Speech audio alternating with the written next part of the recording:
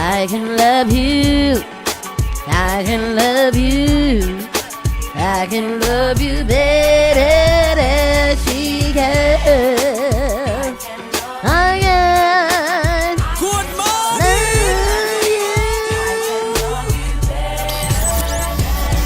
If I told you once, I told you twice. You be on the movie.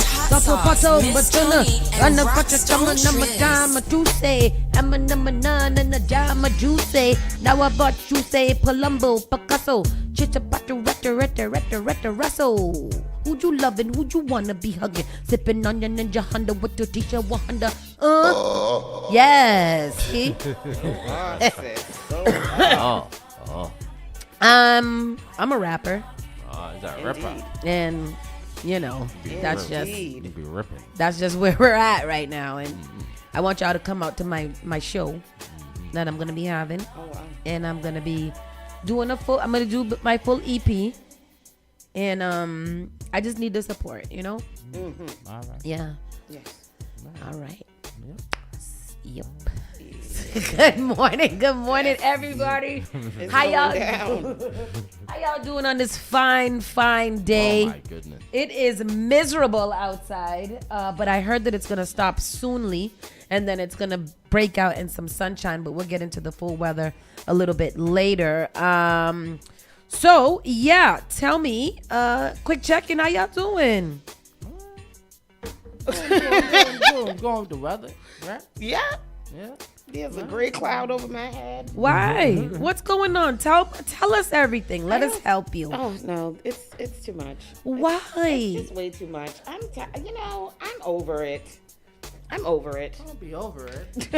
Over what? Is it financial, personal, or mercenal? It's all of the things. And I'm just really over it. Like, this is just too much for people to be going through in this lifetime. And I don't have it. So anymore. what do you do in these situations to fix the situation? Lay down. Nope. Nope, that's not what you're supposed to do. I lay down. That's it. I lay down. I got up on my bed this morning and I said, I can't wait to lay back down inside of you. That's all I do is just lay down. And I don't have, I don't have any will as it is, right? So it's just, You got will. You here. I don't got it. You got will. You here. Child, I don't got it. I really. You got your son. Anyhow. You got will. You got your apartment. You got your car. You got will. Yeah. You got will. I'm all right. And Will got you. Yeah. He got you. Thanks. It's good thank you. I'm glad that y'all do. I'm glad that y'all can hold me up when I'm feeling down. Y'all gonna get tired soon because I'm always down. But anyway, it is what it is. Yeah, we are present. How was your evening? My evening was, what was yesterday? Yesterday was Tuesday. Yep, I thought it was Thursday. You know what? I just don't be knowing what is happening during the day. I think I went home. Did I go home? I have no idea. Who is singing out there? I think it's the stereo. Oh. Yeah, I think when I don't know what I did is because I didn't do anything.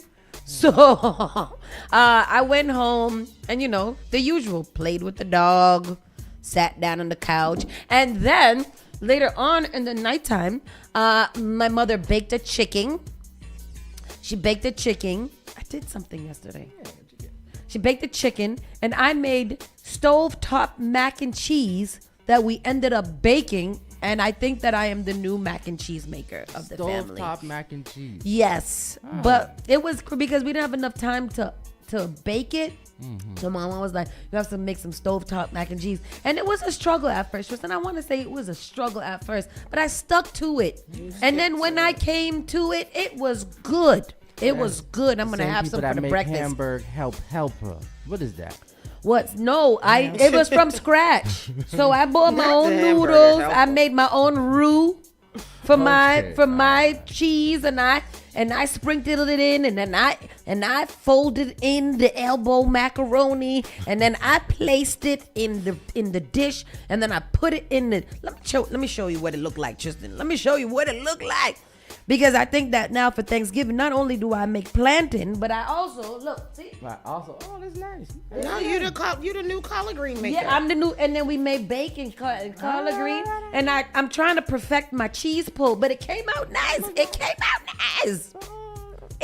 out nice. Very nice. I'm Got excited. to use the Velveeta for a nice cheese and that's what it is. It's the Velveeta. It's Velveeta cheese. Yeah, is it? It's more cheese sauce. I think it's cheese. El Saucy de Chess. Cheese product. Yeah. But it's good. Yeah, but I don't enjoy cooking. I don't enjoy cooking at all. I think that it's a lot, and I hope that I find me a husband that does enjoy cooking, so that he can do those things and I can support him in the kitchen. I'm a great sous chef. Support him in the kitchen. I'm a great sous chef. I'll cut up everything you need. I'll put it, place it, organize it, measure it, all of that. I just don't want to do the cooking part. Not in Mecca. I'm talking about, you just reminded me, I've been watching My Hell's Kitchen, boy. I tell you, that's been really good. And it is good, right? Good, How's our boy doing, Chris Face on? He doing all He right. got yelled at.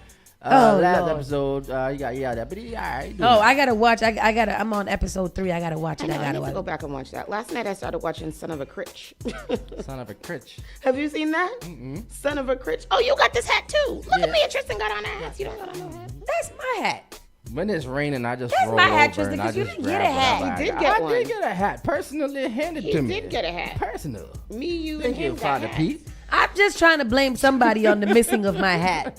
And I tried Tony, and nobody gave me the goddamn memo that we was wearing our hats today. I just wore whatever. Well, it wouldn't matter because you ain't got one. But at least I would have objected. But you got orange hair. So Ah, You got there it the- is. it's match- You do it got match on the thing. matching hat. yeah. Pissed on you. Sorry. I don't know where I got that from, but goddamn it. Anyhow, people, it is a wonderful morning today. We're gonna have a great day. So let's get right into the show. All right. You're listening to Saucy and Friends in the morning with Miss Hot Sauce, Miss Tony, and Rockstone Triz. You're listening to Spark FM online. Call Spark FM at 617-272-3387.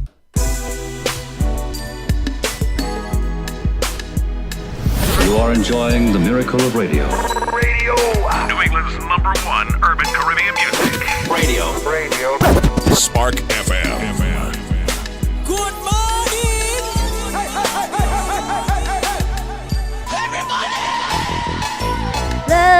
Love is what we had when I'm with you.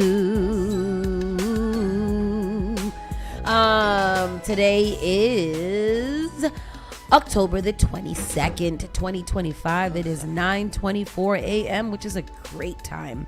And the weather today is currently 58 degrees. Chance of light rain in the next hour, so it's starting to taper out. Oh, damn, already. It's done. Rain done. Just now it was miserable coming in here. It was very, very wet and nasty. But it will get back. It might be a couple of more little spots of rain throughout the day. Going to reach a high of 64 degrees and a low of 48. And that's what we're working with today, people. So be prepared. Either way, be prepared. Yesterday it actually turned out pretty nice. Oh, it was gorgeous. Yes, I said that. I took a nice little walk out. Oh, that's what I did. I took an extra long walk yesterday. And that was fun. But yeah, what's up? Shout out to the people at One Family Diner. Where's that? Over there on Bowdoin Street? Went over there and Are got they me some good? good breakfast. Good. Wait, because we used to go there a lot, and then they fell off hard. And I think they revamped though. They got a new outlet. Yeah, I think they got a new situation. There used to be, there was something about there that I didn't like, but the last time we went, it wasn't bad. And then, yeah, it was good. You went there yesterday, I did. and it was nice. It was nice. It wasn't bad. What did you have? have? French toast, and you had me an English breakfast tea. I love that tea. It was very nice. It was very nice, and they were very accommodating. Hospitable. Really? Yeah. Is it still owned by a Trinidadian family? Is it Trinity people them? Yeah. I have to go there. I have to go there right now. I'm leaving here. But let's get into the show. We got a lot of grounds to cover today. See what's going on. I ain't getting no show, but I was, yeah. All right. Local news. All right. I shoot it twice. Police say that a person was stabbed outside of a Boston shopping center. This is awful. One person was taken to the hospital following a stabbing outside the South Bay shopping center. According to Boston police, officers were dispatched to the area of Allstate Road on reports of a person stabbed. On the scene, officers found the victim suffering from non-life-threatening injuries. They were transported to a local hospital for further treatment. Police say that the suspect has been taken into custody, and at this time, there is no further information. I already know who did that. Who did it? Tell me. Them people. Whisper it to me. The people, them. The Walking Dead. The Walking Dead. The White Walkers. Winter is coming. Oh, I know what I did yesterday.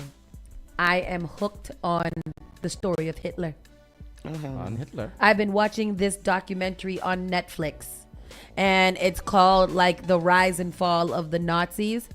And I want you guys to understand, I think that Trump watched the movie because he's doing exactly the same thing that Hitler did. And it is so fascinating to see the contrast between him and Donald Trump. It is absolutely fascinating.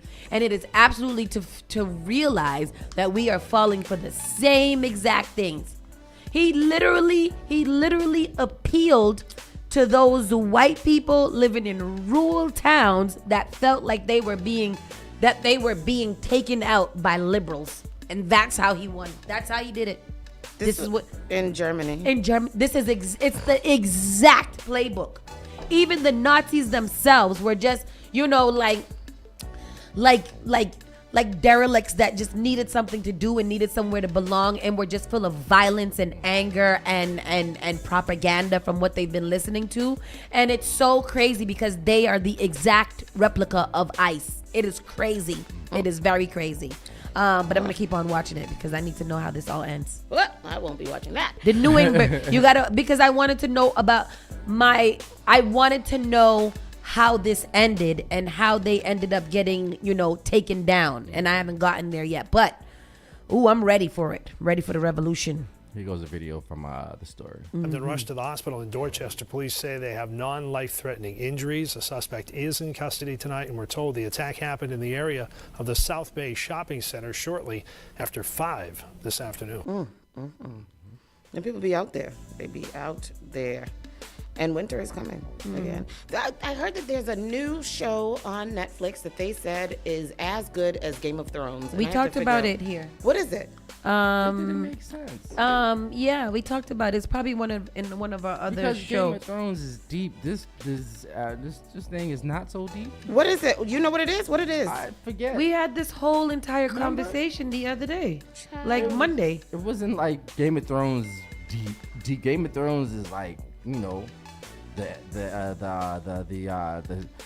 the era that they have it in is like a iconic era, No, this one is him. This one is not so like that. I remember right here sitting in this chair and discussing it.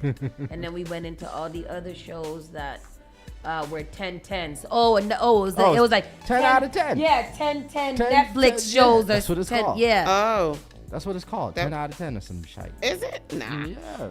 Anyhow, what was I saying? I watched Netflix. Speaking of, sorry, I know we're going off, but there. Thank you, Mike Nice. Mike Nice said me and Tristan have on nice hats. Whatever.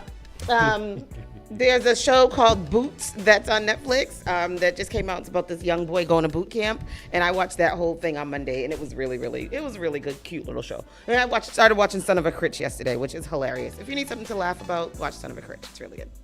Next story. Tracks are not the only infrastructure the MBTA needs to worry about. What else does the MBTA need to worry about? Turlock McDonough was not getting that safe and secure feeling while walking through the pedestrian tunnel between Park Street and Downtown Crossing this morning. When does the MBTA start handing out hard hats? A nice chunk of ceiling fell in the tunnel between Park Street and Downtown Crossing. Nothing like the ones that have come down in Harvard Square Station, but it was still enough to have caused some decent damage to one's head. Oh yeah, Harvard, the OG of plunging ceilings, is still having problems. So I guess these ceiling things, and we used to walk that hallway every day coming home from school. So that's awful. They need to check that I out. remember there was some piece of the ceiling that fell down maybe like 7 years ago and hurt and injured some people. At Harvard. Yep. And then there was something In at downtown. one of these red line stations too. Remember the whole Downtown. piece of something had dropped out or whatever like that. Yep. Why does this thing keep popping up on my thing? How do I get rid of this? Anyhow.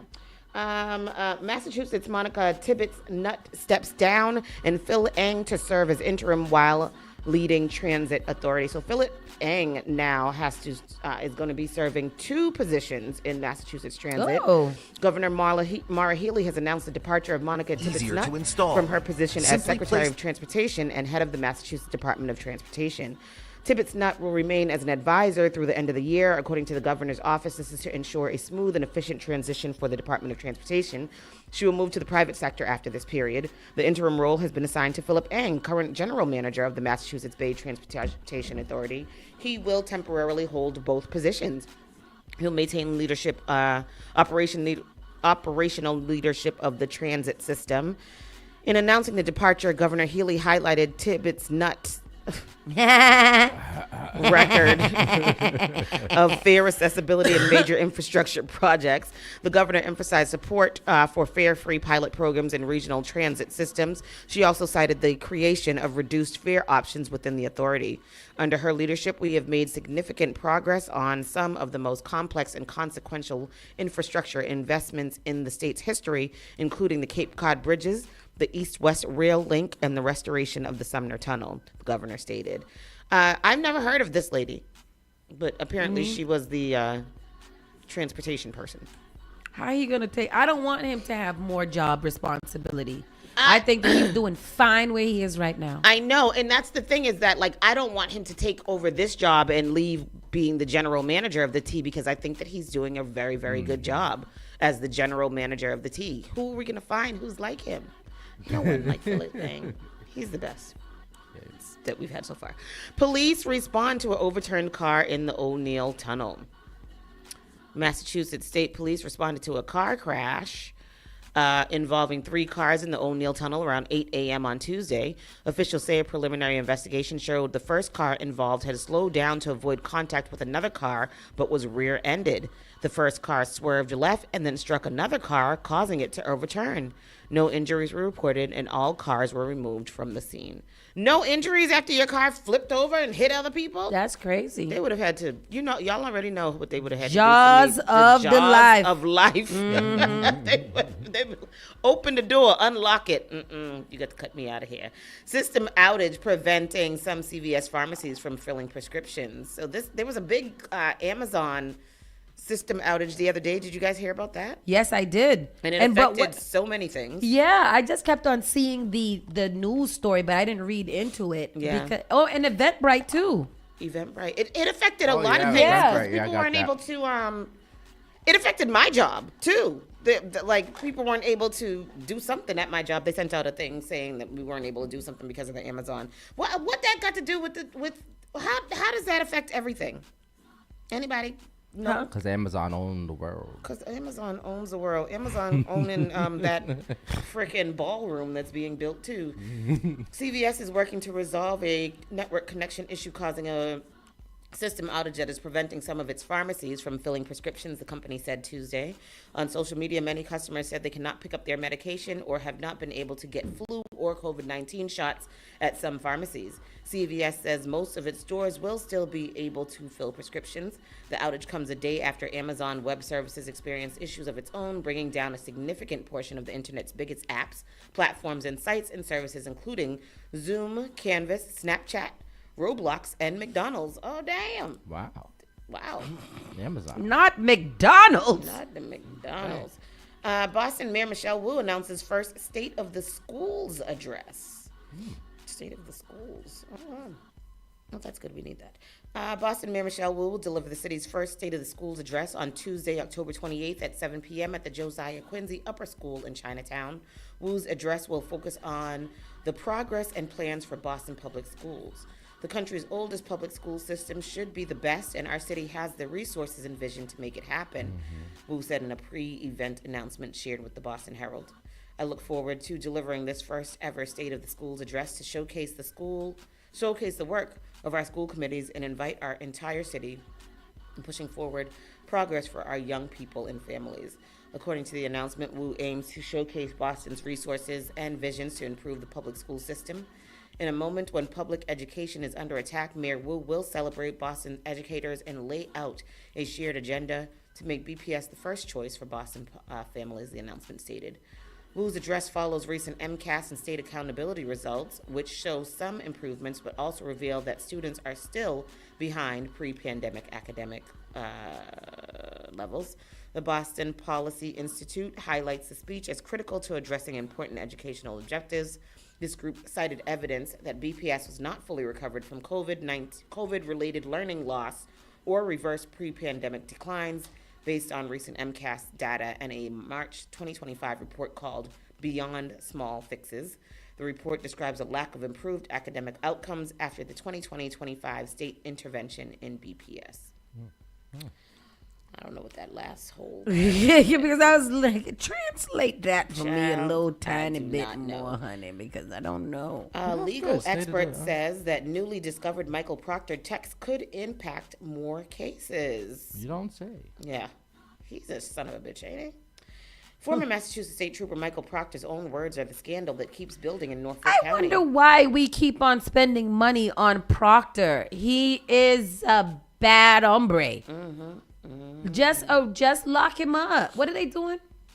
I don't know. He's getting my nerves. Ever since a federal investigation revealed that the lead investigator in the Norfolk County District Attorney's Office texted lewd and derogatory comments about Karen Reed, defense attorneys have been fighting to get that evidence to use in their own criminal cases. Now the Norfolk County DA's office says that it is reviewing evidence from Proctor's cell phone and turning it over. In court filings, the DA's office wrote that the evidence includes hundreds of thousands of files from Proctor's cell phone dating back as far as 2013. He don't know how you're supposed to take the SIM card out and smash it. Oh. What is his problem? He's like on top of being a jerk. Like he's just he's just silly. He's just awful. Now, go ahead, please.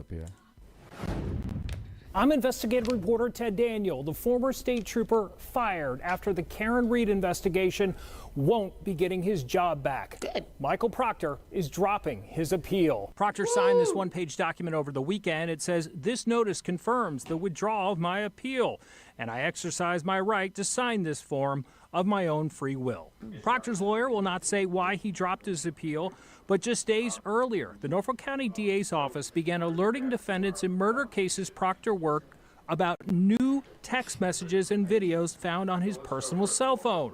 According to a court filing, an extraction of that phone has yielded hundreds of thousands of items, some of which are dated as far back as 2013. The filing says some of those items are discoverable or relevant to defendants awaiting trial. As you may remember, Proctor's texts about Karen Reed played a big role in her defense. The DA's office has requested more time to sort through Proctor's phone data, saying that won't be completed until at least the end of the week. A state police spokesperson tells me they have no comment at this time. I'm investigative reporter Ted Daniel for your local station, Boston 25 News. What's all that cheering about? He's out of there. He's He's out of there. He's been fired already. So like, what more But can now happen? he can't come back for real now. Now I hope that they sue his black ass. black, white ass. Boston rolls out family-friendly Halloween events with BCYF, including skating parties and crafts. And you know, I always try to end on a good note. So I heard, sorry, it might not be. I heard that they had one of these in the Boston Commons and it sucked. Oh no! There was one bouncy house and one and one other kind of house, and that was it. There was no activities. There was nothing out there. They barely had any candy. Tomorrow, though. When is it? They have another one at and I think that's actually for adults at the Science Museum tomorrow. Let's go to it. Yeah. I'm gonna go. How much it cost? I ain't got money. I think it's free. But it's sure? Science Museum, yeah. Okay, let's see. Let's find out about it. Boston Centers for Youth and Families is hosting a series of Halloween events across the city for families.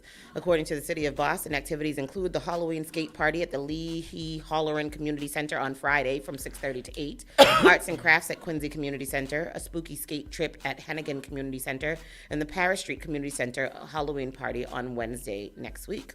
On Halloween, the Nazaro Center will hold its annual Halloween party from 3 to 8 p.m. and the Orenberger Community Center will host another skate party. BCYF events may require pre-registration, and a full schedule is available on the official Boston government website. And don't forget, ADSL will be having their annual Halloween spooky house. Have y'all been? Y'all have been. That spooky house be scary. And every year it get a little scarier. And they're going to have it this year. And it's going to be on Friday, Halloween day, and I believe it's from 6 to 8 or 5 to 8 as well. We'll get you the exact information, but bring your kids down there. It's a great time at ADSL every year. I look forward to that every year. What else we have here? Boston is getting another women's pro baseball team. Another pro team, but now it's a baseball. Now it's a baseball. So we're gonna have a soccer, a basketball, and a baseball. Yes. Okay, Boston. So the Women's Professional League Baseball League announced today it's launching next season with 4 inaugural teams: Boston, New York, Los Angeles, and San Francisco. Can you grab the story from yesterday? That was yesterday's story. Because it had a picture of the league in there. Okay. A city steeped Boston where the past meets progress. The baseball league? Oh, I got it. It's the last story. Watch what Blue. Yes, go ahead. I got the video. Go ahead, please. 5, someone, 20. Hello, Dreamy Ice. Okay. 7. Let me see here now. Okay, I'm just trying to fast forward. It looks like it's a long thing here. Hold on now. All right, here we go. All right. Like to hear it? Here it go. Like to hear it? Here it go. All right, here we go. Inaugural 4 teams. One is here in Boston. This is SportsCenter 5's Alexis Beckett, who's going to tell us all about it. I've never seen her right here Right in here. Boston. I know, How that's cool is that, interesting. Maria? I like it. It was announced last year they won't play games until spring, but now we know the teams. All right, who are they? Where are we Boston, going? Okay. New York, Good. Los Angeles, and San Francisco. They make sense. 2 teams on the East Coast, 2 teams on the West Coast. Each was chosen because fan support, media presence, and their histories of baseball. These will be the first women's professional baseball teams in Boston and New York. The All-American Girls Professional Baseball League was made famous through the movie A League of Their Own, was based in the Midwest, and the other leagues excluded the Northeast. So how will the league function? The season will include 4 weeks of regular season play, a week for all-star competitions, then 2 weeks of postseason play. Each team will play twice a week. Games will run 7 innings, and batters will swing aluminum bats. Players will get accommodations paid for by the teams and paid per game. Now the WPBL joins the Boston Fleet, the PWHL Boston Legacy FC in the upcoming National Women's Soccer League in a growing professional women's sports in Boston. They just keep getting better. That's fine. Let it grow. Let it grow. All right. So the draft is next month. That's what you just said? Yes. Do we know where they're playing, or is that all to be determined? That's all to be determined. Okay. They better play at White Stadium and kick in some loops for that. They have a little bit of time, so they do that. Or maybe they're gonna be playing in that new baseball field that they doing over there by Massacas. So that baseball field, they well, you know, the Peoples take it over. So anyhow, that is the local news. We're gonna take a quick pause for the cause, get some tea, wet my whistle, and we will be back. Saucy and Friends in the morning. You're listening to Saucy and Friends in the morning with Miss Hot Sauce, Miss Tony, and Rockstone Triz. Local radio. The Spark of New England, Spark FM. Bringing the heat back to the airwaves. Get ready to celebrate the brilliance and resilience that make Boston shine. On October 24th, ABCD's Community Hero Celebration at the Westin Copley Place honors 18 community heroes whose spirit and dedication uplift their neighbors every day. We'll also induct media trailblazer Karen Holmes Ward and partnership catalyst Bob Elias into the ABCD Hall of Fame, recognizing their brilliance, resilience, and lifelong commitment to community. Be part of this inspiring evening that supports ABCD programs, helping families thrive. Get your tickets or become a sponsor now at abcdheroes.org. Again, that's abcdheroes.org.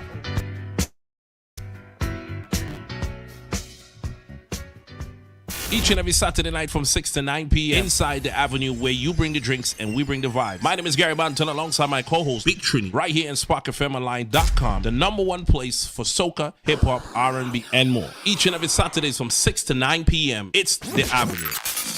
Often I hear people talking about how high their electricity bills are. Massachusetts has programs that everyday homeowners pay for, but never look into. Have you ever considered why some homes have panels and others don't? If you have Eversource, National Grid, or Unitil for electricity, you are paying for your neighbors to get panels at no cost. The charges are on the bill. Why not get someone to pay for yours? This program also helps with re-roofing, tree cutting, and electrical upgrades. If you're tired of short-term solutions for a long-term problem, connect with Bakari to find out if your home meets the requirements to upgrade at no cost out of pocket. Save the planet, future-proof your family for power outages, and save tens of thousands of dollars on an otherwise lifelong bill. Mention Spark when you call or text SPARK to 617-833-8940 to get 2 months off your power bill covered if your home gets selected. How serious is youth vaping?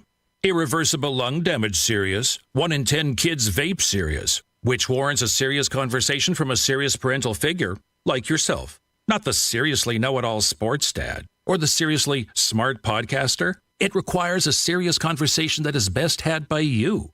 No, seriously, the best person to talk to your child about vaping is you.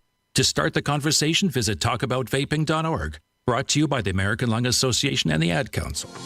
At Rockland Trust Bank, we know that listening matters, not just to your financial goals, but taking the time to really get to know you. Whether you're building a family or a business, investing in a new home or a college tuition, planning your finances for the next 30 days or the next 30 years, our experienced bankers will listen, not just to provide advice and resources, but to foster a relationship that truly matters. Rockland Trust Bank, where each relationship matters. Member FDIC. Advertise your business, brand, or music on Spark FM. Contact us at sparkfmonline.com for more information.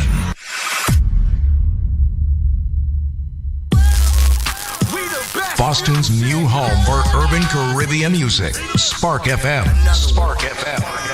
Playing all your favorite hits from reggae. Spark FM. If you no mess with the way you are gonna see a million. We got the Congo long just like the Amazon. Spark FM. I know that life is not easy. No say we are for win. Walk with the camera like Jesus. Soca. Hip hop. Yeah, we on and we going crazy. R&B. You could do damage.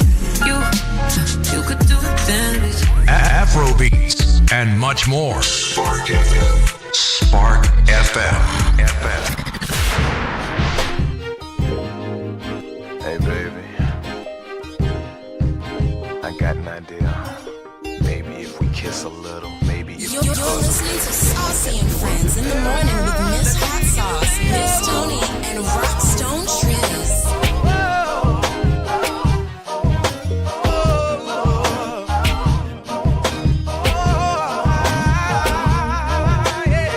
What you wanting to do is just me and you. But it's written all over your face. It's touching the crime. It's all in my mind. At the drop of a dime, I will touch you anywhere. What you want, you can have. What you need, girl, it's yours. What you want, you can have. Just open the door. Just say the word, 'cause baby, I'm down. Come on, lady. Baby, if you wanna, we can kiss a little. We can hug a little. We can kiss a little. Baby, as long as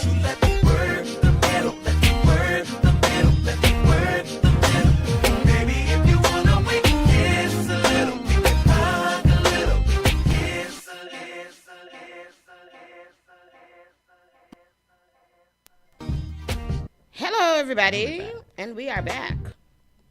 We are back. It looks like there's an extra story from the local news that we want to deliver here. District Senate 7 candidates fall off in city council debate. What does that mean? They fell off. The candidates discuss housing, public safety, and community investment in a debate ahead of next month's election. Who do we have? Oh, it's Culpepper and Said, right? Mm-hmm. Said? Okay, District 7 candidates Reverend Million Culpepper and Coach Saeed Ahmed spoke on their policies and refuted pointed comments at a city council debate on Thursday night. Roxbury Main Streets coordinated the debate on October 16th in partnership with Roxbury Cultural District, the American City Coalition, Urbanica, and Urban League of Eastern Massachusetts. The event allowed for crosstalk and rebuttals, which in some instances led the moderators to remind both candidates that it was a civil debate. Small businesses were the first topic of discussion. District 7 is home to many local businesses that are under financial stress from a myriad of factors, including tariffs and early closing. Candidates Culpepper and Ahmed were asked what actionable steps they would take to assist small businesses and prevent early closing in their district. I think we read this already. I don't know if we did it. We did this last Friday.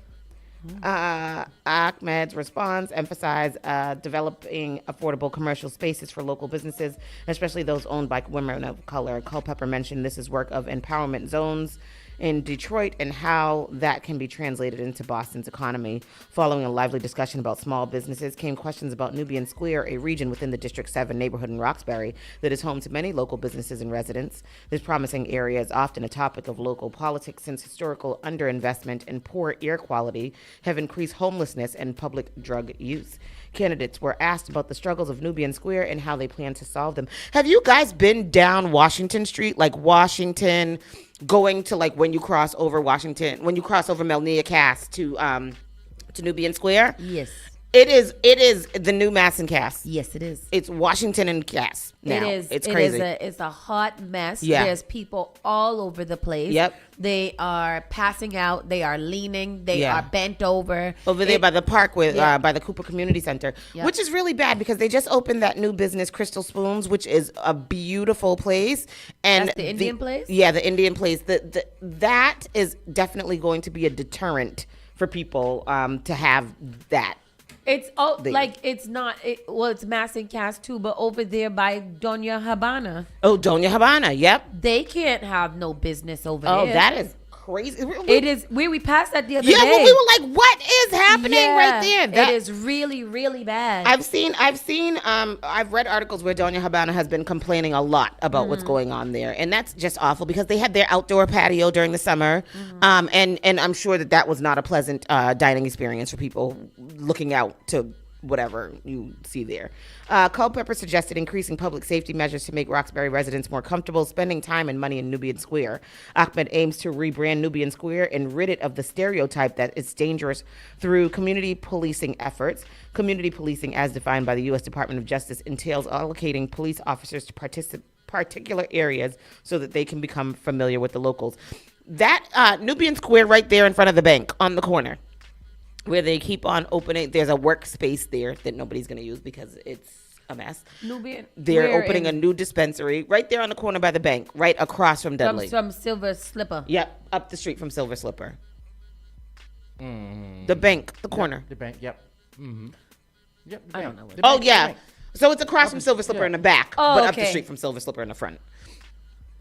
You killed it again. All right, but whatever. The Citizens Bank. The Citizens Bank. Oh, yeah, right there. Okay. Yeah. That is that place right there and the liquor store right there. Well, that liquor store had been a problem, been a hangout crack problem for. Right. If you park on that street right between the Citizens Bank and the other side of the street, you will 100% either witness or be a part of a crack deal. Oh yeah.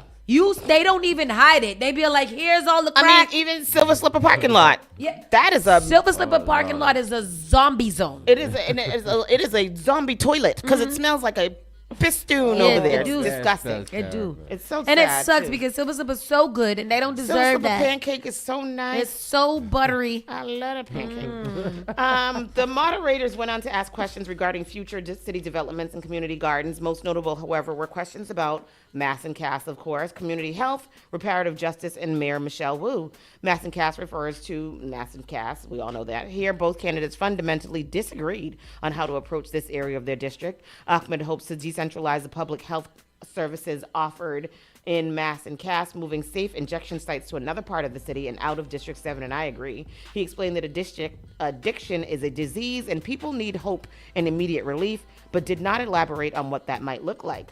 Culpeper wants to institute recovery care campuses throughout the area and wishes to set up medical treatment options, including assisted therapy. Recovery care campuses are spaces dedicated to providing support and resources to those struggling with substance use or mental health conditions. This is something the current at-large Boston City Council proposed recently. Wow. Doesn't sound good. This article is very, very long. We will link it in our comments if you guys want to continue to read what went down at that situation. This man is very funny looking, and that is all I have to say. Now the national news. Now el national news. Yeah. All right. So let's see what's going on over here. So I aim to educate. So I did find this article and have been discussing it with my politic friends who are obsessed with politics as I am. But this is something that could affect our voting rights. And we've been hearing about these situations for a long time and always wondering how that actually affects us, what laws are in place and what other. So this black lady that I follow called Ashley the Baroness, and she kind of breaks down a lot of these laws that are happening behind us that we're not paying attention to and that the media is not actually, highlighting or saying anything. So our job here is to make sure that you guys are educated about what is going on and what can happen. So here is a clip from Ashley the Baroness. And if you don't, go and follow her if you care at all about what's going on with your country. This is before the Supreme Court today, Louisiana versus Calais.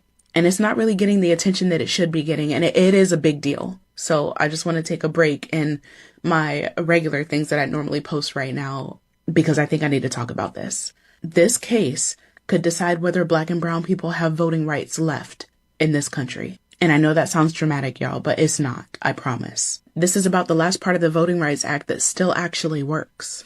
So here's what's going on, right? The Voting Rights Act was created back in 1965 to stop states from making it harder for people to vote just based on race. And most of these protections have been stripped over the years.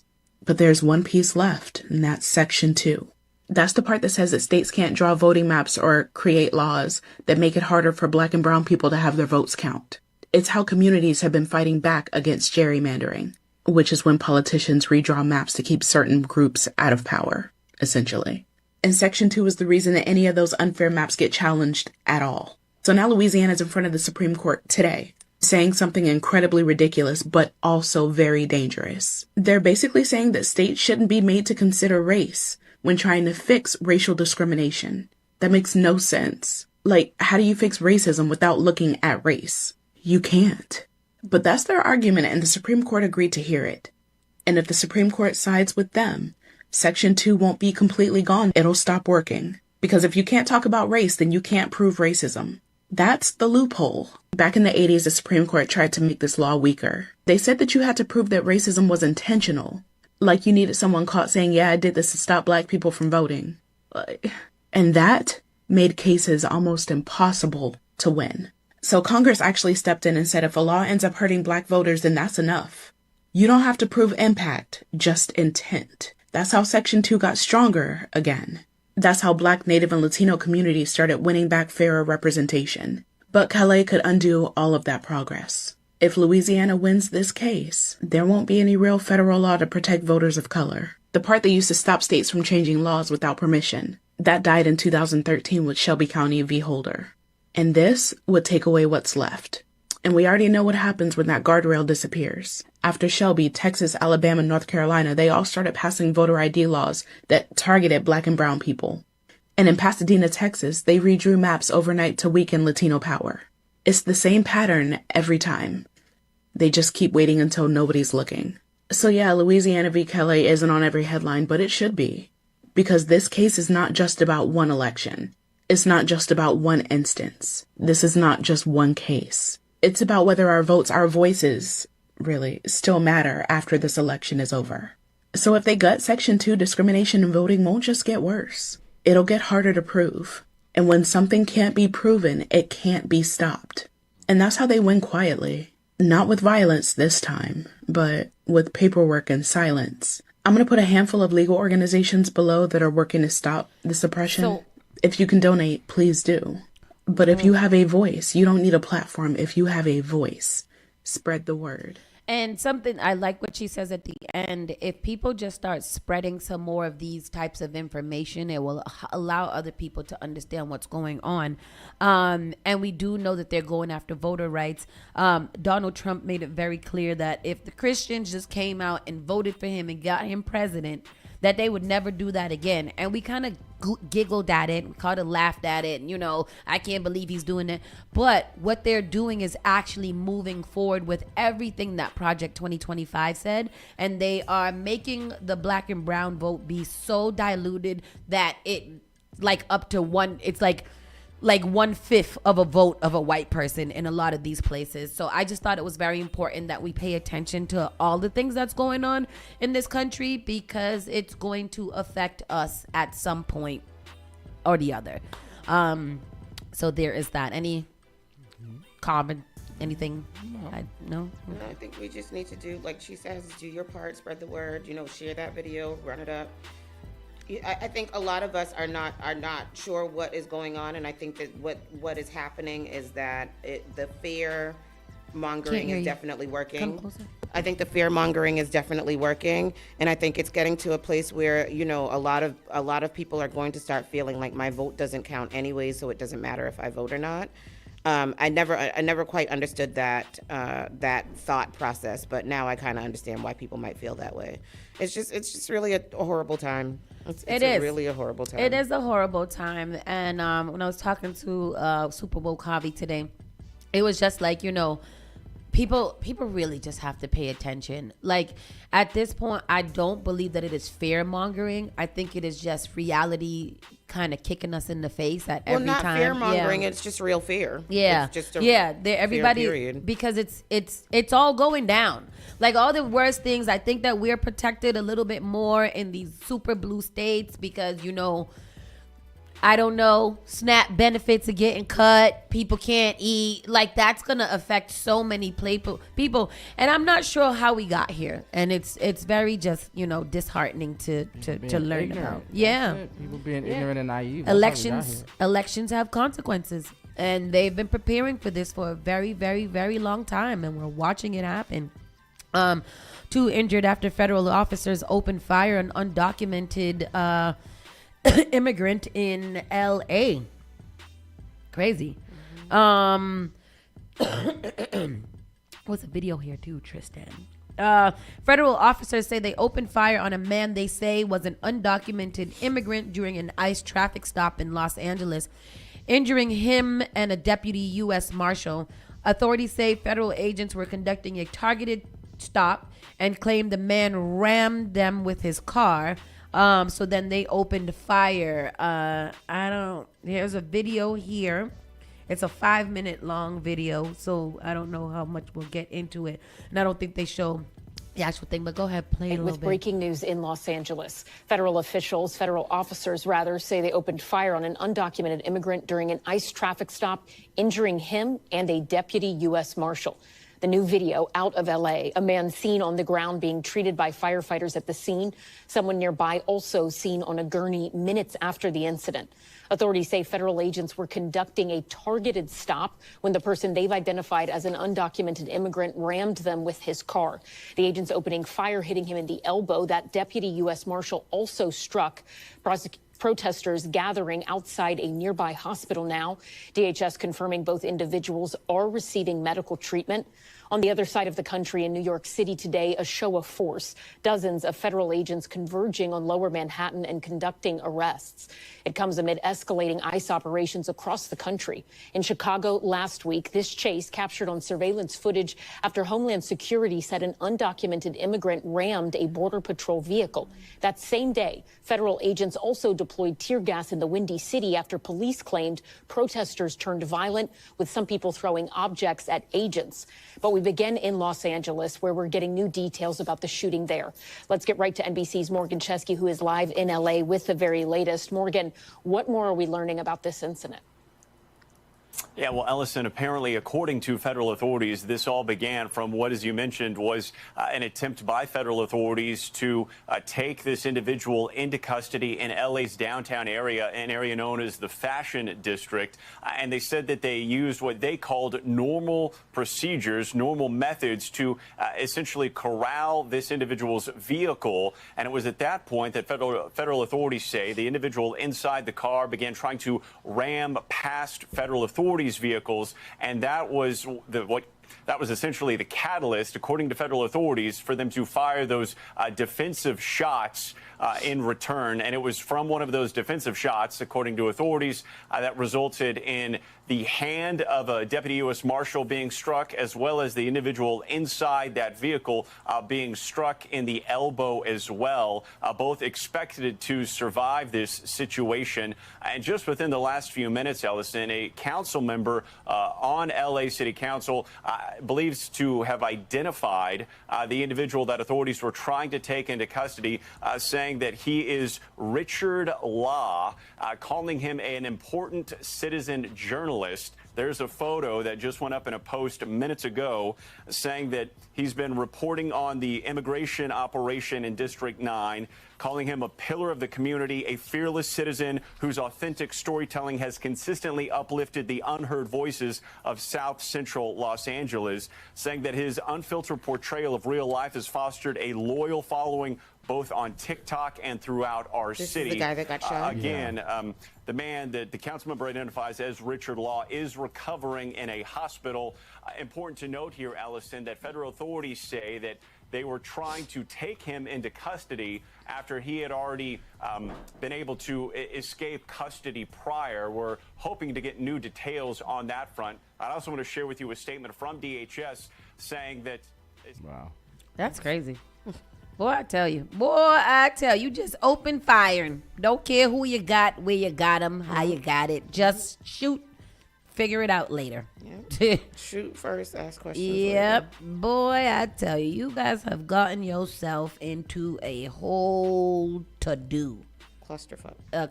For real. For real. Crazy. What else do we have going on here? La la la la. La la la. Police praise family for turning over suspect accused of plotting mass shooting at an Atlanta airport. They saved lives, and that's a tough call, huh?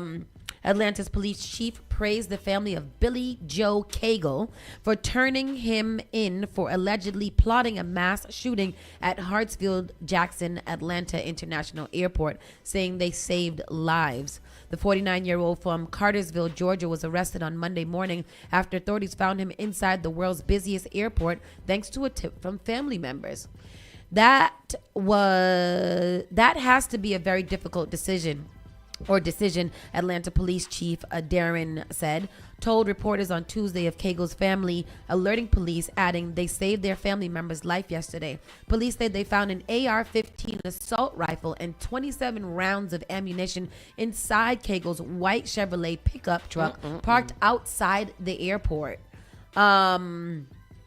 Earlier that morning, Cagle was on a FaceTime call threatening to shoot up the airport. Oh, who was he FaceTiming to say that to? I'm at the airport. I'm going to go rat-a-tat-tat, Cagle said, while driving before he abruptly hung up. Federal prosecutors said the person on the other end of the phone then alerted the Cartersville Police Department. Bartow County dispatchers were heard warning Atlanta police at the airport of the situation, in audio recording obtained by Fox News Atlanta. We had a call from our city about a male headed to the airport threatening to shoot up the airport.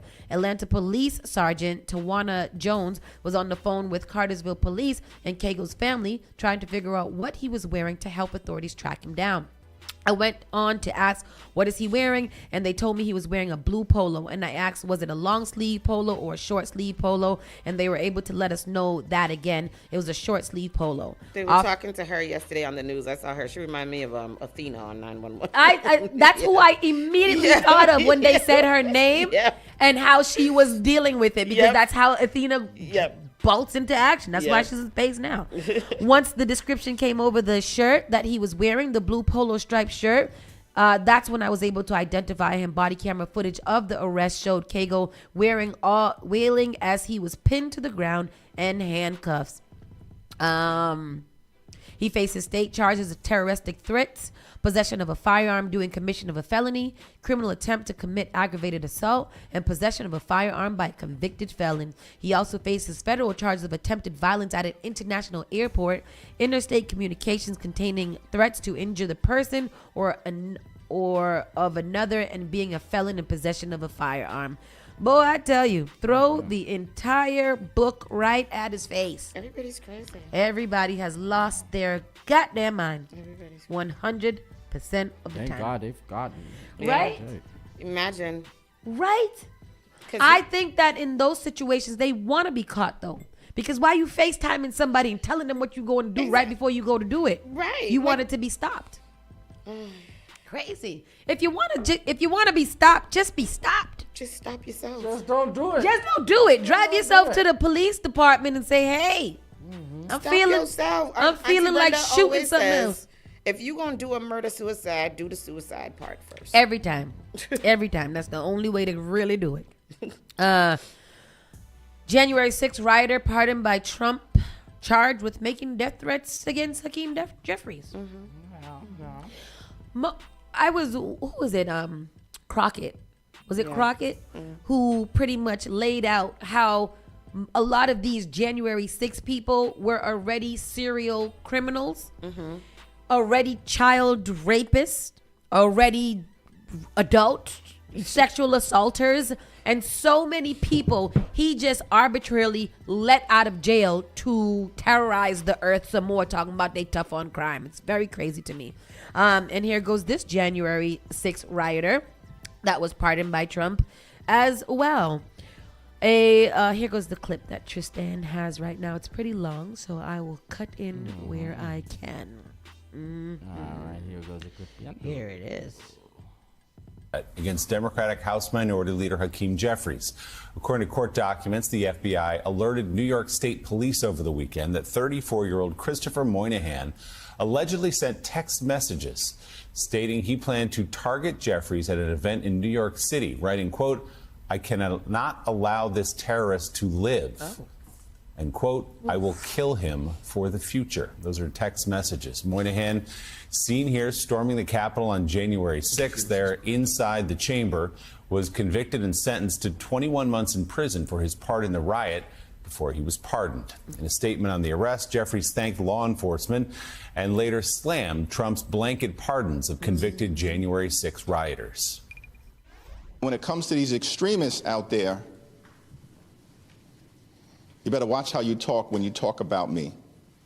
I think the reckless and irresponsible pardons of hundreds of violent felons on January 6th has consequences. The consequences are, we've seen crimes committed by people who Donald Trump pardoned on the first day he was sworn into office, by folks who have been released back into society all across the country. Some of them violent crimes. There are consequences when these extremists who are part of the Trump administration label the entirety of the Democratic Party as terrorists. House Speaker Mike Johnson condemned the threat against Jeffries, but then turned to blame the left for rising political violence. Oh, my goodness. Anybody who threatens political violence against elected officials or anyone else should be have the full weight and measure of the Department of Justice on their head. I trust that will happen. I hope it will. We are intellectually consistent about that, obviously. I will tell you this. The violence on the left is far more prevalent than the violence on the right. This guy is a complete jackass, and I can't take it. I cannot take it. This guy. I cannot take him. How the hell did he go from there to a complete lie? You think that there's liberals, regardless of what there is, I think that Mike Johnson is of all of them, between him and Caroline, I think that they are she's up next. They are the absolute worst people. I cannot wait until they are jailed. I want them to be jailed and on death row. Well, Caroline Levitt is up next with her. Hakeem Jeffries just talked about what she said, or what he said people on Trump's side. So the video up next is what Caroline Levitt like those two being the spokespeople for the Republican Party they really know how to pick them. Another contrast. I don't even know if there's any contrast. I just don't know why the dumbest people in the history of America have such large positions in this America. And I'm just so sad. I'm just so sad. I mean, the president being one of those dumbest people. Yeah, like how did I just don't get it. I am oftentimes America just has really fallen confused. So far, and it is just so horrible. Tris, can you play that video, please? He's so, they're so silly. Yeah, so this is Caroline Levitt speaks out after your mom No, play the video first. The video is different. This is what Hakeem Jeffries was just mentioned when he was talking. Hakeem play the video first? Play the video first. Yeah. That took place overnight in Ukraine. General Keith Kellogg, the president's special envoy, has described these attacks as egregious.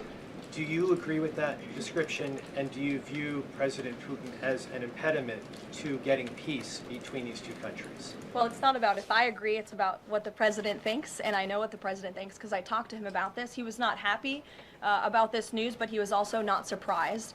These are two countries that have been at war for a very long time. Russia launched this attack on Kyiv, and likewise, Ukraine recently dealt a blow to Russia's oil refineries. They have taken out, as a matter of fact, 20% of Russia's oil refinery capacity over the course of their attacks throughout the month of August.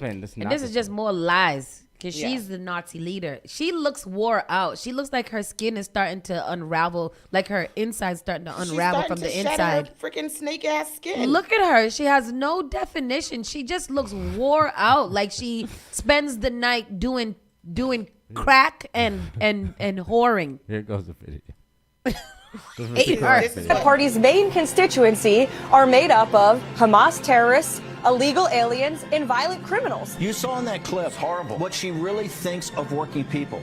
They detest you. That's what she they said about detest the your values. They detest what you stand for. Insulting half the country's un-American. I don't know if she thinks she's ingratiating herself to people by being divisive like this and actually just really perpetuating a false narrative. Insulting millions of Americans in one fell swoop. They are Americans and they deserve your respect. It strikes me that she's pushing people away from what she wants them to get out of her message. We have a divided nation because people like her, and believe me, she has tremendous hate in her heart. Yeah, she does. She does. She is a vile and wicked person. Yeah. So sorry. I don't know. Read the next article. It's another Caroline Levitt. It's this is a while ago when she told a reporter about her mom or something like that. Your mama. Your mom. What? No. No. I mean, between her and the president of the United States of America. Oh, that was a while ago? It wasn't this No, week? it wasn't this. I think it was a little while ago. Okay. But between her and the president of the United States of America posting an AI video of him shitting Where on is that American video? people. Where is it? Have you seen it? No, I haven't seen it. I'm I trying heard to find about it right now. It is insane. He also recently posted a video of You gotta like him Google it, I standing in think. front of a podium, and it was like Trump 2065, Trump 2082. Like the numbers kept on going. Oh yes. And they all said that that's a joke. You know, like it's a silly joke because he's just being just so silly. Trump's so here we go. silly. Here is no, I don't think that is that it. Yeah, this is it. This is a video of no, that's not interesting. It's an AI video. Yeah. Trump pooping, right? Pooping. On protesters. I don't know. Like, what do you guys think about this? You know, like, I just really, for the life of me, cannot understand why there is nobody that is a Republican that is going to say, all right, enough of the stupidness and like this is ridiculous. That you yourself are making a mockery of America. You are embarrassing and it's ridiculous. And I need one of them, two of them, four of them to speak out and say this is just really not cool. In the background, this is what Trump posted in response to the No Kings protest. It's him going up into a fighter jet up into the sky, and then he opens the bombs and poop falls down and lands on the American people that are protesting.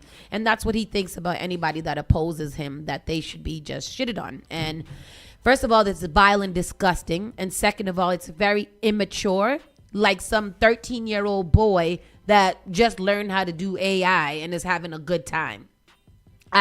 The sad part is that the 13-year-old boys that are doing AI don't do this foolishness because they're a lot more mature than and this they would 100-year-old president. Somebody there to give them a little stern reprimanding, like, hey, that's not you can't do that, that's not right. There's nobody to tell this grown-ass man, this elder, because Trump is 80 something, this old ass man. Yeah, is what it is. and I was watching a thing the other day with the selfie stick. Did you guys remember the selfie stick gate or selfie stick thing that Obama had brought a selfie stick into the White House and took a picture with a selfie stick, and Fox News went literally insane talking about the office is now diluted and this is non-presidential. Oh, and when he wore the tan suit. The tan suit gate. The tan suit too. Oh my gosh, he wore a tan suit. That's so unpresidential. That's so unpresidential. But now that this guy is dropping F-bombs and A-bombs and all kind of and doo-doo bombs, it's just jokes, and the president is the best at marketing, and it's just little jokes that we shouldn't get so up in arms about. I was reading an article today too about J.D. Vance and him, you know, kind of brushing over those grown adults in that group chat that was saying all those damaging things. And the article was just like, he was like, he doesn't want, he's teaching his kids to be careful of group chats because somebody could leak your group chat. So not to not be an asshole in a group chat, but be careful. J.D. Vance's children are biracial children and his wife is an Indian. How is it that you're not standing up against racism and colorism and all the things, but you're like, oh, don't say anything bad in a group chat? Because his wife is a beard. You're going to have your kids who are half Indian going out into this world thinking that they have the privileges as a pure white man, and you're going to be very, very disappointed when they're being called N-words and stuff because nobody cares about what they are. It's crazy. It is crazy. I don't know what y'all going to do, but America, y'all done did it now. J.D. Vance kids. Let me see what they look like if they're passing. Next door. No, they're not passing at all. Those children look like little baby Indians. They're dark. You know, like I don't. Oh boy, you know, and FTK. Trump wants DOJ. What's that? F them kids. Trump wants DOJ to pay him. Jesus Christ. Trump wants the DOJ to pay him $230 million for previous investigations. $30 million. Trump is suing America. Yeah. Pay my legal fees, goddammit. As if he don't have all the money for America already. He did say that he would, if he gets anything, the only person, the two people can decide if he gets the money or not, or if he gets paid back, is the Attorney General of the United States, who is his former personal lawyer. Mm-hmm. So I don't know. Go to the clip, Tristan. Go to the damn clip, because this is where that President Trump is pushing for a personal $230 million payout from the Justice Department as compensation for the federal investigations he's faced. Well, I guess they probably owe me a lot of money for that. Probably, yeah, that's true. That money would ultimately come from American taxpayers. The president now in charge of the department that investigated him for allegations of Russian meddling in the 2016 election and mishandling of classified documents in 2022, storing them in a ballroom, storage room, and even a bathroom. The president filed 2 claims against the DOJ when he left office, claiming his privacy rights were violated. Those investigations were approved by federal judges with no evidence of malicious prosecution. If the settlement goes through, the president would personally collect nearly $250 million from American taxpayers, an unprecedented personal compensation for the nation's commander-in-chief from the very people who helped elect him into office. It's interesting because I'm the one that makes a decision, right? And, that decision would have to go across my desk. And it's awfully strange to make a decision where I'm paying myself. In other words, did you ever have one of those cases where you have to decide how much you're paying yourself in damages? But I was damaged very greatly, and any money that I would get, I would give to charity. The Justice Department officials who would likely sign off on the payment were once President Trump's own personal lawyers, Attorney General Pam Bondi and her deputy Todd Blanche. All of it raising new ethics concerns. One ethics professor telling the New York Times the ethical conflict is just so basic and fundamental, you don't need a law professor to explain it. And Democrats calling the president's demand illegal. It is definitively illegal. You can't simply transfer $230 million of taxpayer funds because Donald Trump has directed his sycophants within his administration to do just that.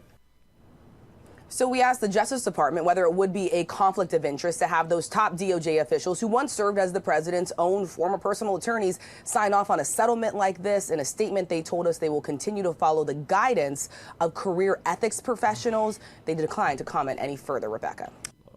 I don't think it matters whether it's legal or not. Pam Bondi is going to give it to him and her deputy, who were both his personal lawyers. That's not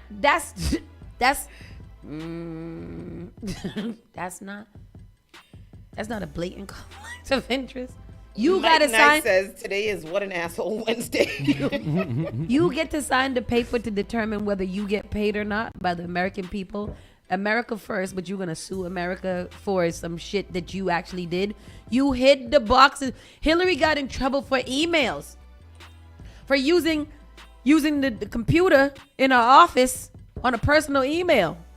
She didn't win because I don't know. This guy right here. I can't sip enough tea. This Kevin Federline right here. I'm not sure about that one too. That is a mess. Kevin Federline. Britney Spears. Kevin Federline. No, it's one of them senators. One of them senator people one of them redneck senator people that is a Democrat but chooses everything Republican.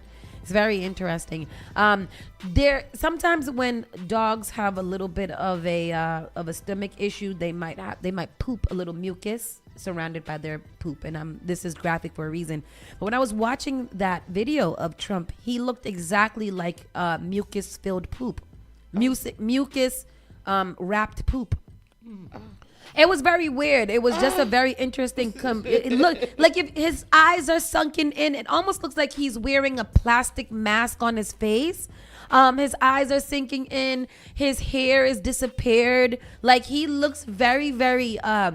He looks extremely unhealthy from like the inside. Him and Caroline are probably eating each other's poop. And Mike Johnson. I don't have anything to say about these people. We might have to stop. We might have to stop talking about Trump. Y'all might have to get the news from somewhere else because we will have to get creative with news because there's too much. That is the thing, is that in looking for the news, there is no news that is not. We're gonna have to start talking about like openings or like I don't know. I don't know. It's too much. Hillary Clinton fires up voters against Trump White House ballroom construction, not his house.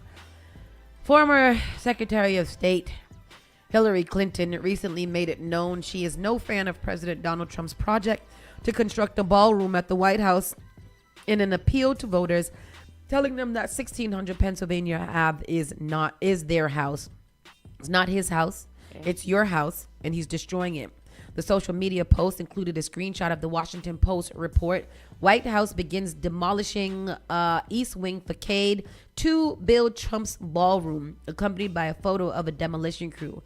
President Trump is working 24/7 to make America great again, including his historical beautification of the White House at no taxpayer expense. White House spokesperson David Ingle told Fox News Digital when asked about Clinton's post and other Democrats criticizing the ballroom construction.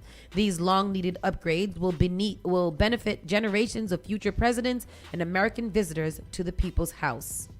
Trump announced Monday the construction had begun on the ballroom following months of the president floating the plans project to modernize the White House. The project does not cost taxpayers and is privately funded, the White House reported. I am pleased to announce that the ground blah, blah, blah. For more than 150 years, every president has dreamt about having a ballroom at the White House. Where did he pull that statistic from? Right out of his anus. Costing taxpayers $0. Thank you, President Trump.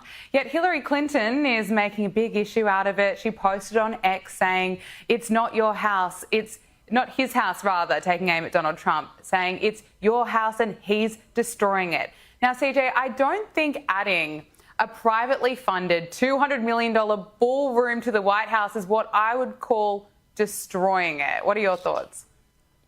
You're exactly right. I would not call it You're destroying the White exactly House. right. I I'm an wouldn't call it asshole. defying the White House as her husband did when he was president, right? So I think that she should probably sit this one out. It would be a wise decision for her to do. As you pointed out, no taxpayer dollars are being used to even construct this ballroom. This is being funded by the president himself and some, generous, patriotic donors who want to, beautify, the symbol of our country. Bowels, they pull this good for piece them. in. That's their prerogative. This is a free country. They can use their money to do whatever they please. And of course, this is not unprecedented. There are many instances throughout history where first ladies and presidents wrong with his face. House. It is, Jackie right? Kennedy made a tremendous amount of renovations.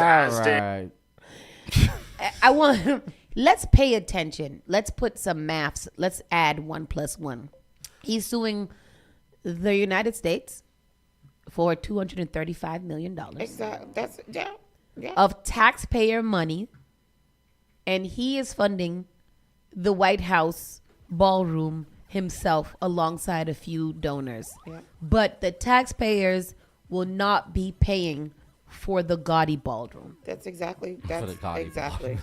So we will be paying for it. From the money that we have to pay. I want to know why they continuously think that the most educated demographic in America is stupid. Is it because they're stupid? Yeah. I'm gonna sue America for $235, and then I'm a builder, but they should be happy because I'm building them a $235 million ballroom. Okay, he's paying for it himself, and he's gonna donate it to charity. Charity that he's gonna donate it to is the ballroom that all 150 years these presidents have wanted to do and never got a chance to do. And there we have it. That is y'all Presidente in El Chifiando. And y'all didn't want the black lady because she locked up 13 black men for crimes. Trump receives Architect of Peace Award from the Nixon Foundation. And we're going to go to commercial break and come back with the entertainment news, because what y'all not going to do is do this. Nope, not today. We'll be right back. Spark FM Online, #1 for urban and Caribbean music. You're listening to Saucy and Friends in the morning with Miss Hot Sauce, Miss Tony, and Rockstone Triz. Your #1 local radio. The Spark of New England. Spark FM. Bringing the heat back to the airwaves. Get ready to celebrate the brilliance and resilience that make Boston shine. On October 24th, ABCD's Community Hero Celebration at the Westin Copley Place honors 18 community heroes whose spirit and dedication uplift their neighbors every day. We'll also induct media trailblazer Karen Holmes Ward and partnership catalyst Bob Elias into the ABCD Hall of Fame, recognizing their brilliance, resilience, and lifelong commitment to community. Be part of this inspiring evening that supports ABCD programs, helping families thrive. Get your tickets or become a sponsor now at abcdheroes.org. Again, that's abcdheroes.org.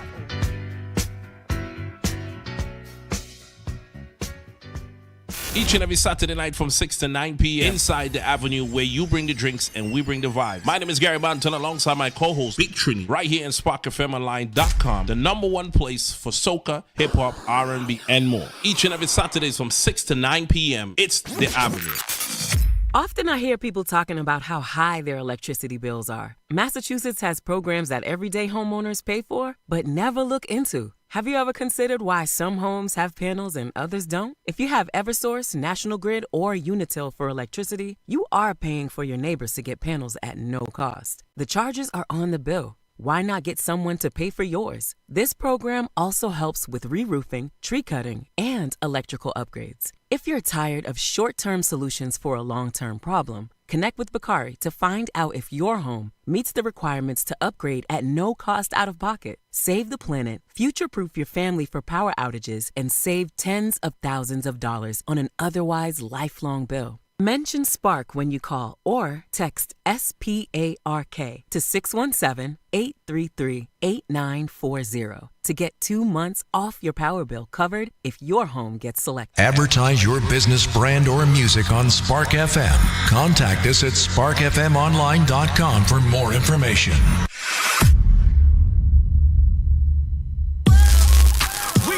Boston's new home for urban Caribbean music. Spark FM. Spark FM. Playing all your favorite hits from reggae. Spark FM. If you no mess with we, you are gonna see a million. We got the Congo long just like the Amazon. Spark FM. I know that life is not easy. No say we are for win.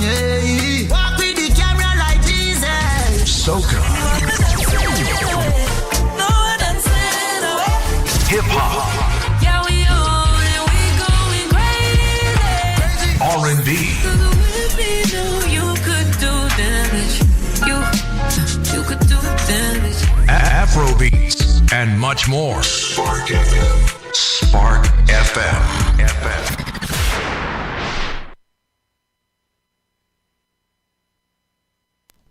And we're back. And it's time for our entertainment. Entertainment time. Miss Tony, what you got for us? Well, Nicki Minaj is back at it again. Sorry. Nicki Minaj is back on her bullshit. Nicki ain't never stopped. I'm currently arguing with a barb who keeps calling me Mima. And I said... Mima. I hate getting older because that's the one thing that the children attack you for is your age. And you young YN, you don't relax. Keisha Kayor seemingly reacts after Nicki Minaj accuses her of keeping Gucci Mane sedated and trying to be like her. Yes, because Gucci Mane recently had a breakfast. Oh Club my God, interview. what a crazy interview, huh? Did you watch it? I didn't watch it. It was mostly about they have a book out called something, or he has bipolar. And it's they interviewed about how she really kind of how she manages him. And two things basically whenever she notices that he's about to have an episode, she like takes away his phone and locks things up and literally shuts it down. Like, you're not gonna be online acting crazy because he has done crazy things like give away his jewelry randomly during an episode or whatever. And Kim Kardashian talked about that with Kanye too. Like, he used to randomly give away their Lamborghinis. So somehow in a part of the interview, Keisha had expressed her not concern, but like she just wishes that people that Gucci Mane help to rise in the industry would acknowledge him and give him some respect. And I guess like Envy named off a couple of people that started. Don't know that. Yeah, he's I didn't know that. For Migos. Really? I didn't know any of that. So many artists right now. Nicki Minaj, a lot Nicki of the was in people. there briefly. And French Montana. Yeah. So I guess Nicki got a hold to that. The Barbs posted a video of her one time shouting out Gucci Mane and made it a whole big to-do. But she little crashed out again. Like crashed out completely again. She wrote, is it in there what she actually said? So on Monday, October 20th, Nicki Minaj took to X, formerly known as Twitter, to share a lengthy message with her followers. Specifically, Minaj wrote, "Gucci wife has been trying to be me for years, been dying for the spotlight for years. She's there to keep Gucci sedated. Gucci dates Deborah Antony. They don't want Deb around me. She's around me now." From there, Minaj went on to briefly mention Charlemagne the God, accusing him of creating disgusting ploys against innocent families. "Y'all really do not understand who I really am. Bring it. Let's play. Y'all wanted attention? Let's do it," she went on to write. Peep her tweet below. To note, Charlemagne and the rest of the Breakfast Club hosts addressed Minaj's comments live on air on Tuesday, October 21st. Keisha Kayor also appeared to catch wind of Nicki Minaj's comments on X on Tuesday, October 21st. Kayor took to Instagram to share a carousel of photos, but fans couldn't help but notice her caption, "I'm like, nah, since when? Out here, embarrassing." As the Shade Room previously reported, Keisha Kayor and Gucci Mane stopped by the Breakfast Club for an exclusive conversation released via YouTube on Monday, October 20th. Furthermore, during the conversation, Kayor shared her frustration with some artists not giving Gucci his credit for discovering or changing their lives. What likely sparked Nicki Minaj's comments on X was DJ Envy mentioning her name during the conversation, and Kayor seemingly agreeing that she failed to show gratitude. Yeah, that's it. They have a clip from the. I think the whole interview is there. Yeah, it's not. It's you know, like I am constantly just kind of secondhand embarrassment from Nicki Minaj of being an older woman, and just literally like. There's nobody there to help her. There's nobody there to be a Keisha Kayor to him. And I think that to her, and I think that's what she needs. She has a husband that is most likely I think that's what they were saying about her. They were saying, I think that she should be doing the same thing for her husband. No, her husband should be doing the same thing for and her. that's true. And nobody is helping her. Like all these people, including the Barbs, all they do is coddle Nicki and make her feel justified in what she's saying. Instead of, like, Nicki, you might need some help. But that's the same. She's got Donald Trump syndrome. Yeah. And Kanye syndrome. Yes. And all of those people who are like that. It's a mess. Does Donald Trump have bipolar? Definitely. And they're hiding it, right? Yeah, Donald Trump has dementia, and they're hiding it. I don't understand. Donald Trump's brain does not work. That is clearly evident. And there's all these people around him who are his mouthpieces, and then he harps on whatever they say and be like, "Oh yeah, because this is da da da da da." Yeah. He doesn't know a damn thing. Nothing. His brain is dysfunctional. Mush. Ryan Coogler responds to MGK's claim that he turned down Sinner's audition because the rapper refused to say slur. Machine Gun Kelly, because he got a black daughter, right? I hate everybody. Yeah, he has a black daughter. I thought this story was a long time ago. Sinners director Ryan Coogler has responded to MGK's revelation over the summer that he turned down an opportunity to star in the blockbuster film because of the vampire's roles used the N-word. On Friday, Coogler spoke alongside his wife and Proximity Media co-founder Zenzi Coogler, fellow Proximity Media co-founder, blah, blah, blah, blah, blah. Coogler commented on the rapper's decision. "That's understandable. I get it," he told the publication. "I know he has a black daughter and acting is acting, but you have to be comfortable with whatever it is." Well, that was a nice thing to say. He has a black daughter. Yeah. She's beautiful too. I guess he was like, but that's what MGK said. He was like, he did turn it down because a part of the script said that he had to say the N-word, and as a father of a black girl, he was just like, he just didn't feel comfortable and he wasn't gonna do it, and that's respectable. I don't think anybody could be mad at him for that. Stephen Colbert argues with Karen Jean-Pierre over Joe Biden's treatment. We are never going to agree. Did you see her? Did you see her? Gorgeous. Wow. What a okay, Kareem. girl. What a beautiful girl. I loved watching every part of her interview, and I stand with her. On The View. Yep. Yes. Yep. You want to get into that? Yeah. So, Stephen Colbert argued with her, and why?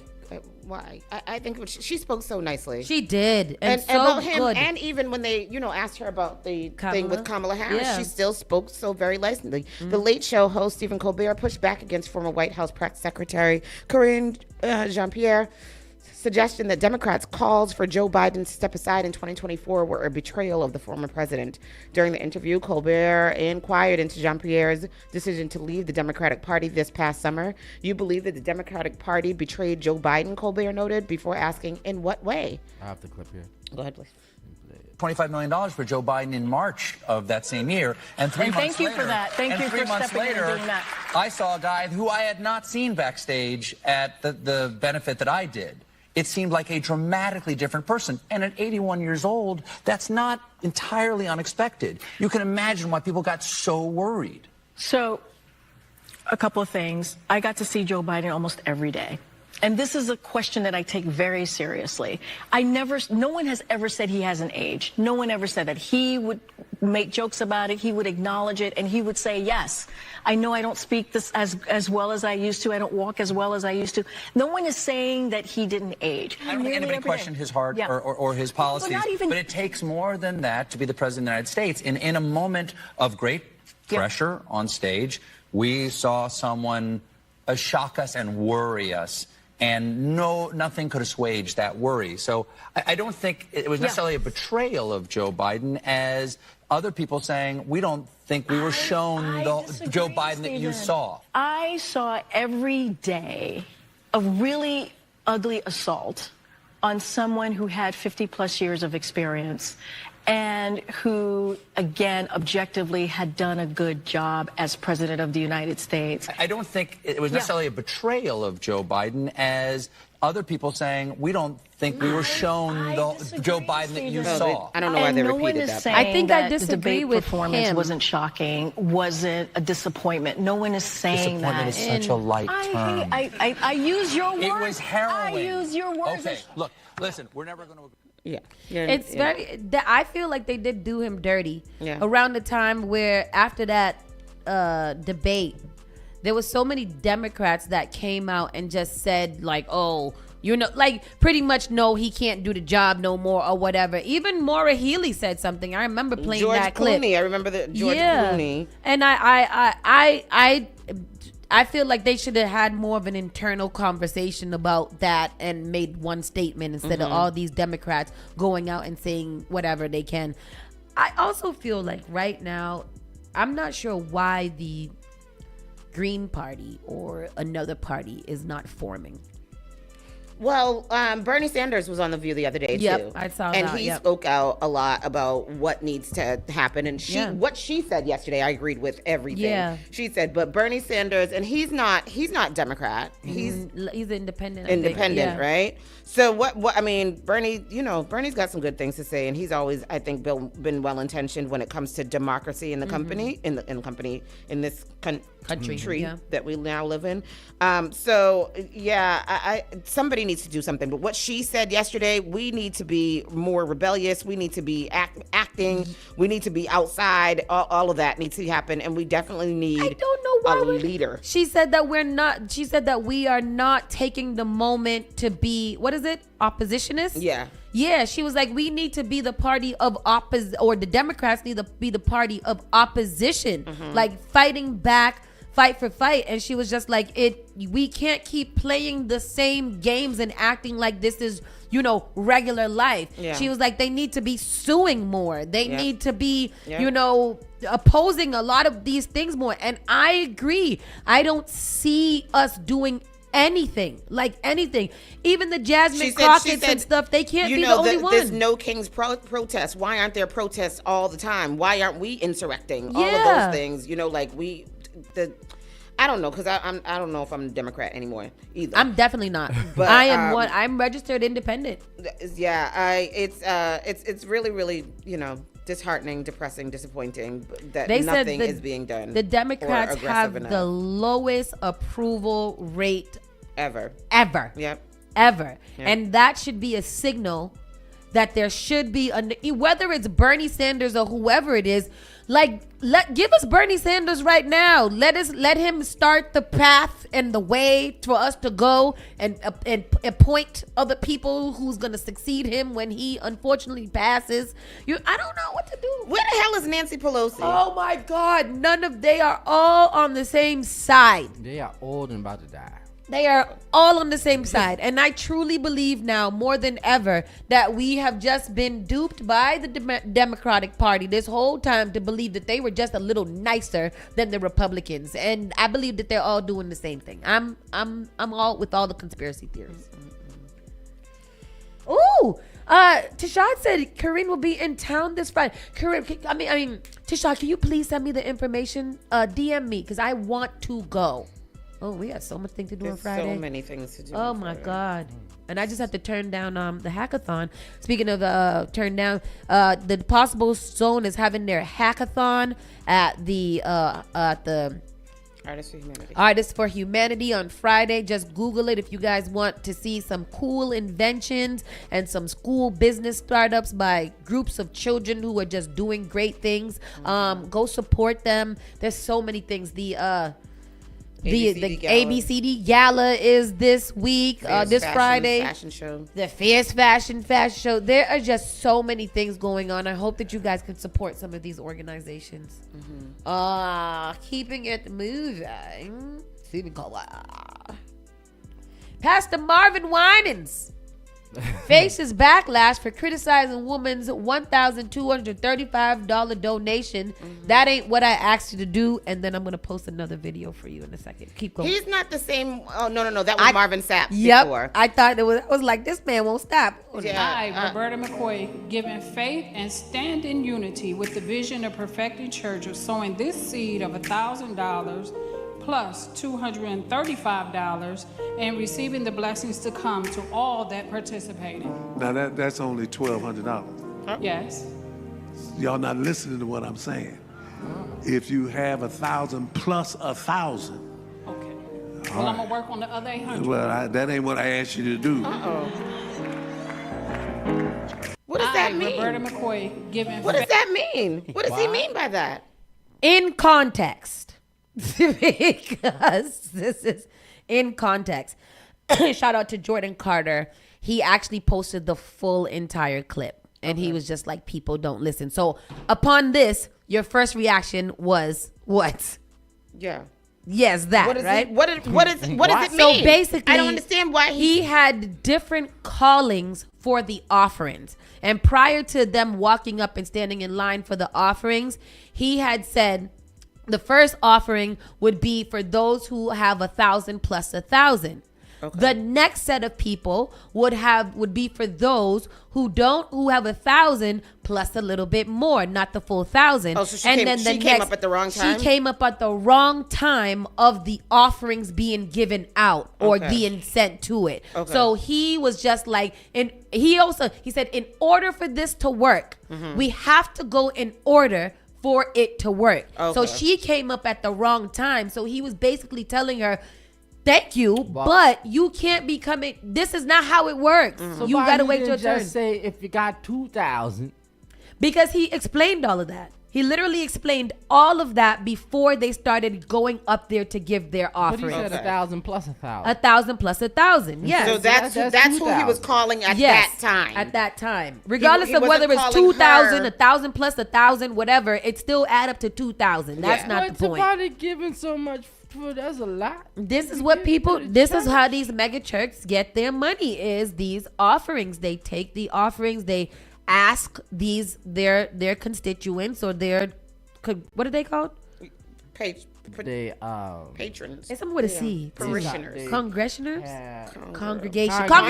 Yeah. They ask their congregation for these things, for certain things, maybe the roofing or the siding or the building or For the the air building conditioner. fund, for the building fund. For the building fund. The roof And, fund. and because these people are so loyal to their, to making sure that they are following the direction of the Lord, they do these kind of things. And unfortunately, we keep getting them little clips that go viral.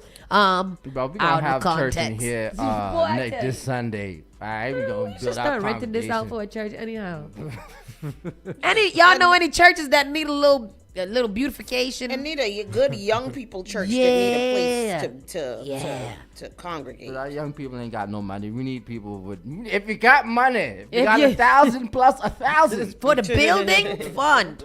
And if you lock the doors till you pay your 1,000 We plus need new 1,000. rows. We need new rows. I'm glad that was in the stories because I was watching Jordan's story and I said, oh, Yeah. And he was like, it kind of sucks that people don't. And I was like, to be honest, Jordan, people don't have time or neither do they care to dig further into a clip that they found. And that's just unfortunate, you know? Thank you, Schneider, for explaining it so Tristan can understand. That's like a wedding banquet. The MC asks for table 5 plus 5 to line up, and table 7 gets called out for taking all the lamb chops. Exactly, Schneider. Exactly. And it mean, Schneider, I just want you to know, it's me. It be me at table 7. Always her, no matter what table they called. I don't This give would a be up there. Damn, that is every number is my table. I'm going to go and get my food. Danielle will start the buffet. I And tell don't you. let me walk in. Don't let me walk in while the buffet just opened because I'm not even putting down my coat. I am going to the buffet. Yep. Get me my dinner first because not y'all ain't going to have me sitting in the back. Is not lying. She is telling Hungry. the absolute truth. And after y'all all eat, I'm going to get a plate for my baby. The depth of Snoop Dogg's infamous smoking habit exposed. California rapper smokes 150 joints every day. Oh, please. We talked about this before, right? We talked about this when we were talking about his professional. Isn't this an update though? Wasn't he smoking less? It was just one day ago. The rapper 54 has been open about his affinity towards smoking marijuana and has segued his notorious habit into a cookbook and founded his own cannabis brand. While fans may be aware of Snoop's smoking, some may be stunned to learn just how much the Drop It Like It's Hot rapper consumes daily. As his professional roller once claimed, he smokes up to 150 joints a day. In 2022, the professional roller Renegade Piranha estimated since she was hired in 2016, Snoop has smoked around 50,000 of her handcrafted joints. Wow. She claimed the roll about a half a pound a day, which is 75 to 150 joints. Is that what that is? That girl must not have no more spit. Despite maybe she don't use spit. Maybe she use a little sponge that she dip her fingers down. This is my other thing. Why are we? Let's talk about this. Not about how many rolls, but Tristan. How many? Is the joint better when you roll it yourself? Because I notice a lot of you guys walk with your full contraption. It be a tray, a grinder, the Fonto, everything in a nicely packed bag. And every time they roll, they got to take out this whole thing and a Tristan scissors. got a nice kit that he got from the Yama market. And a scissors, all kind of stuff. Because these YNs nowadays put too much grabber in their spliff and want to smoke these hard spliff. Nah, I'm going to roll my blunt. Put me a little bit of grabber in there and I roll my spliff and that's the way you want it to be rolled. Is grabber is what? Tobacco. Oh, yeah, a little edge. Fonto in there. Like Corey, he walk with his little bag. He got a tray in there, and then he got his little paper, and he got this, and he got that, and he sit down with his scissors and he chop it up nicely and finely. He zhuzh it around, roll it all nice, twist it up, pat. It's very interesting. It's very, very interesting. Despite his brand largely being built off his smoking habit, Snoop pushed back on Piranha's claim in a video posted to social media in which he told her to stop lying as he showed off a pile of smoke joints and remarked, "How the F am I going to smoke all the weed in one day?" He said. While Snoop has famously employed professional rollers, the rapper can still handle his own. Radio host, blah, blah, blah. How do you become a professional roller? I'm going to have to. Is there a class? No. I'd like to take a class. I've tried to roll so many times. I think I can roll one. I could roll a smokable one, but it won't be fancy. You know, it will be together. Oh, no, I will not. It will be nice. It won't be together. It won't be together. It's all about that first roll that you got to get there. Once you get that first roll, you can do it. What is that? In the flick of the wrist? It's the flick of the thumb. You got to really flirp, and really get it. You got to lick it in the right place. And all. It's just too much. Just roll it for me, please. Oh, wow. And I have it. I have that. Yeah, man.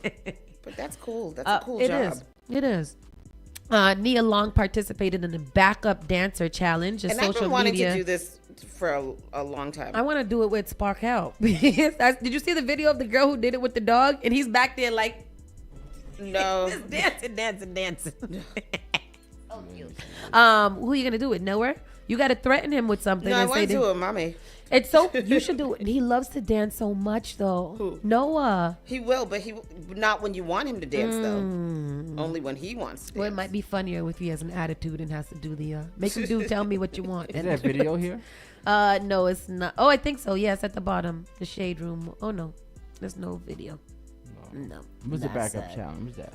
I never knew love like. So you threaten somebody that if they be your backup dancer, that you will give them something that they want. So these kids, husbands, animals, babies, all kinds of stuff in the background dancing, and it's the funniest thing. It's Here so is cute. one right here. I love it.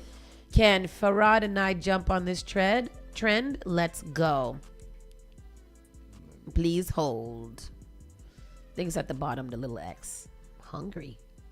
Sites can play sites. No, go to the thing. You got to scroll down a little bit, and then you'll find it. Yeah. Go up. Where is it?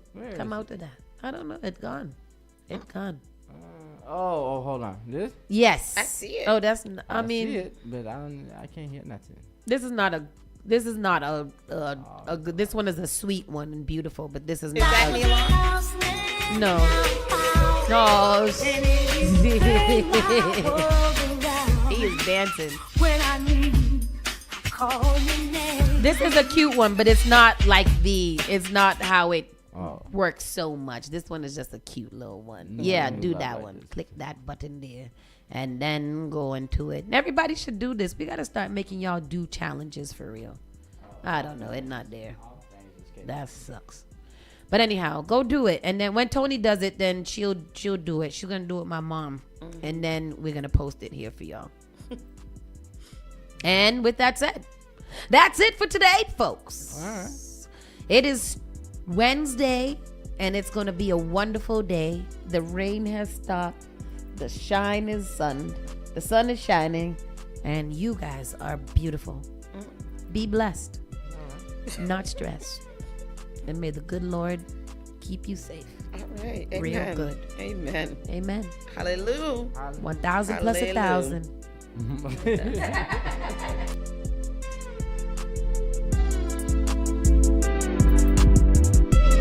You're listening to Saucy and Friends in the morning with Miss Hot Sauce, Miss Tony, and Rockstone Triz.